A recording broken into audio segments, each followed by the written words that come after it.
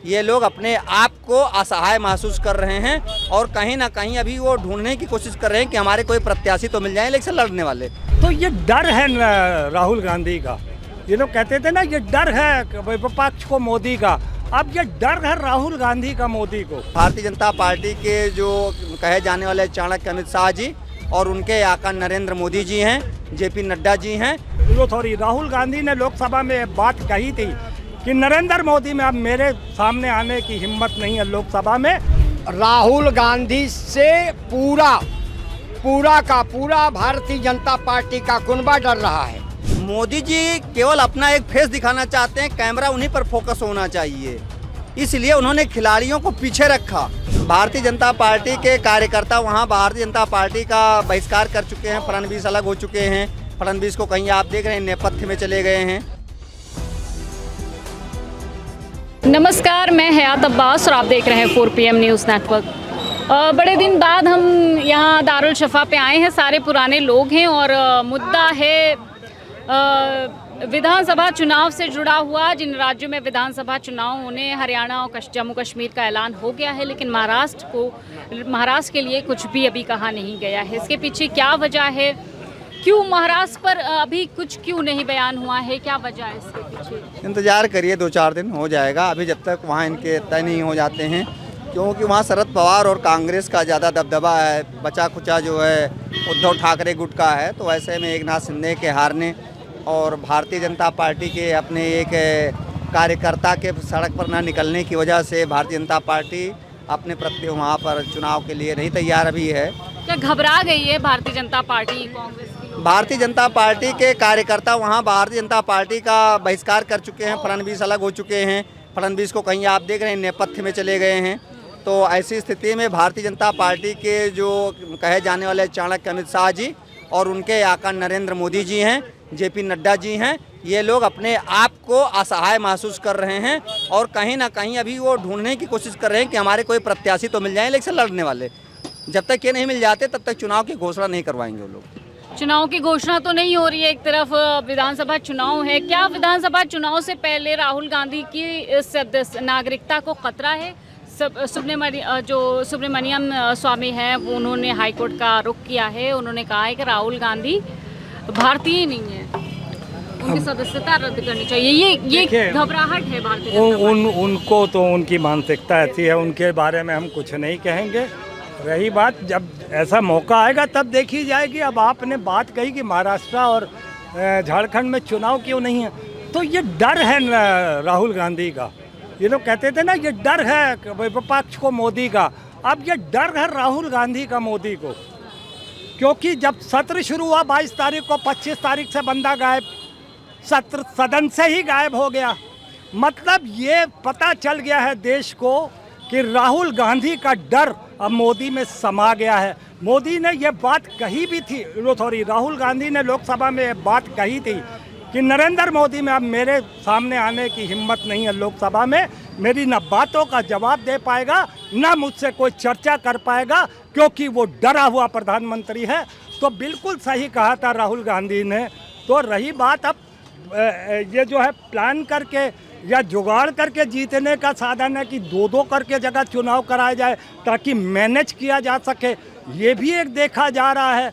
मगर सबसे बड़ा जो बात है, मुझे लगता है कहीं ना कहीं नरेंद्र मोदी राहुल गांधी से अब डरने लगा है और उसकी वजह है कि इस तरीके से चुनाव को कराया जा रहा है। कोई और सवाल? क्या राहुल गांधी जिस तरह से सर अभी कह रहे हैं, मोदी जी राहुल गांधी से डर गए हैं? क्या यही वजह है जो उनकी लोकप्रियता से डर गए हैं? अब डरने और न डरने की तो कोई बात है नहीं। जहाँ तक सवाल है, जिस ढंग से राहुल गांधी को सत्ता पक्ष भी किनारे बैठा रहा है, इससे वाकई में भारतीय जनता पार्टी डर गई है।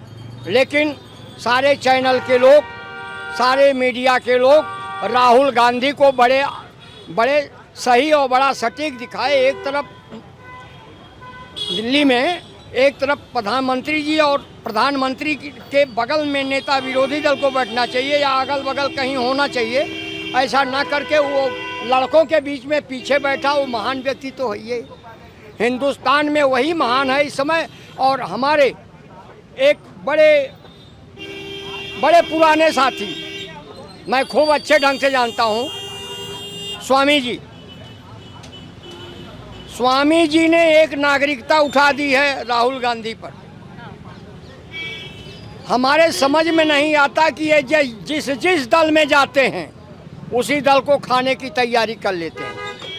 क्या इलेक्शन से, चुनाव से पहले राहुल गांधी की सदस्यता पे इसलिए सवाल उठा रहे हैं क्योंकि उनको डर है?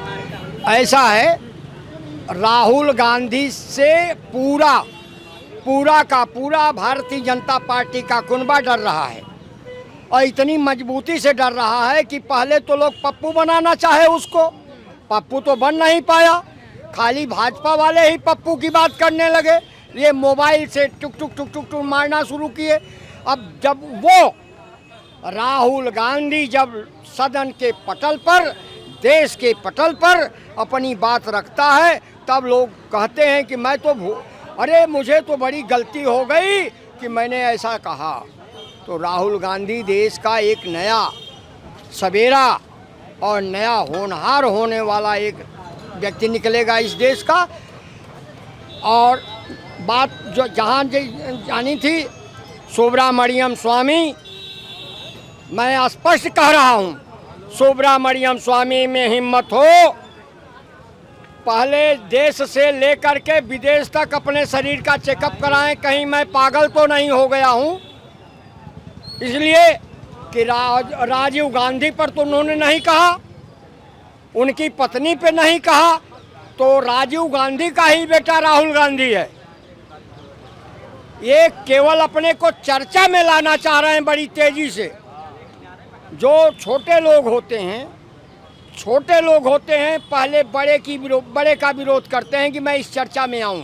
तो मैं स्पष्ट कहना चाहूँगा कि इस देश में वही है कि अब अपने को लोग भूल जा रहे हैं और समाज को भूल जा रहे हैं। राहुल गांधी भारत का होने वाला नया सवेरा है, नया उज्जवल है, नया भविष्य है। राहुल गांधी देश का सवेरा है, उज्जवल है, चाचा कह रहे, मानते हैं आप इसको? देखिए, ऐसा है कि मैं जो है उत्तर प्रदेश नट समाज के प्रदेश अध्यक्ष हूँ और मैं राजनीति में बहुत ज़माने से हूँ, लेकिन आज तक जो है हमारे नट समाज का कोई उद्धार नहीं किया है। तो मैं कैसे राहुल गांधी को अच्छा कहूँ या मतलब कि मोदी जी को अच्छा कहूँ? फिर भी आपको सबसे ज़्यादा सरकार किसकी सही लगती है? मैं सरकार तो मतलब कि देखिए, जो सत्ता में है उन्हीं की गाया जाएगा। हैं, गुलाम मोहम्मद उर्फ साधु नट मेरा नाम है, लेकिन जो सत्ता में उन्हीं का गाया जाएगा। अब किस तरीके से वो आए हैं सरकार में, उस पर टीका टिप्पणी नहीं किया जाएगा।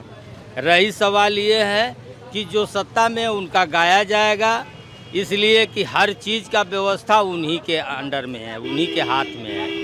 इसलिए जो भी शासन सत्ता में है उनको गाएंगे, उनका खाएंगे, उनका सब कुछ करेंगे।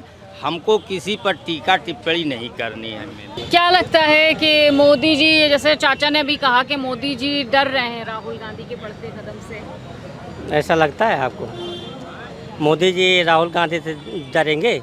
जितने साल के जो है वो तो उनको पीछे क्यों जितने साल के नेता प्रतिपक्ष थे राहुल गांधी, उनको तीसरी लेन में क्यों बिठाया? जितने साल का उनका जो है संसदीय कार्यकाल का जो है अनुभव है, उतने साल से ज़्यादा तो उनका जो है राजनीति का। अच्छा, मुझे एक बात के सवाल का जवाब दीजिए, तीसरे लेन में क्यों बिठाया राहुल गांधी को? नेता प्रतिपक्ष के रूप में उनको अगल बगल बिठाना? देखिए, हमारे देश के खिलाड़ियों से ज़्यादा कोई महत्वपूर्ण है क्या? अच्छा, तो प्रधानमंत्री जी वहाँ जब नहीं गए तो राहुल प्रधानमंत्री जी तो जहाँ जगह पाते हैं वहीं बैठ जाते हैं, उतने सौम्य स्वभाव के हैं।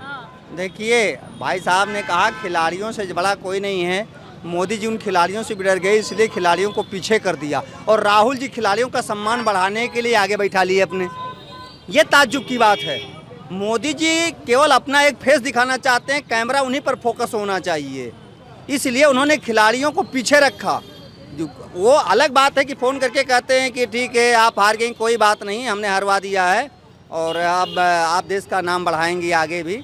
उसके बाद इसी वजह से वो डर गए। जब वो विनेश फोगाट लौट करके आई हैं तो सारे खिलाड़ियों को, जीतने वाले खिलाड़ियों को अपने पीछे कर दिया, कैमरा उन पर फोकस रहे। राहुल जी ने देखा कि जब हमारे खिलाड़ियों का अपमान हो रहा है तो वो उनके पीछे खड़े हो गए कि हमारे खिलाड़ी पहले, हमारी युवा पीढ़ी पहले। ये बुढ़ों को अब मार्गदर्शन लाइन में जाना चाहिए।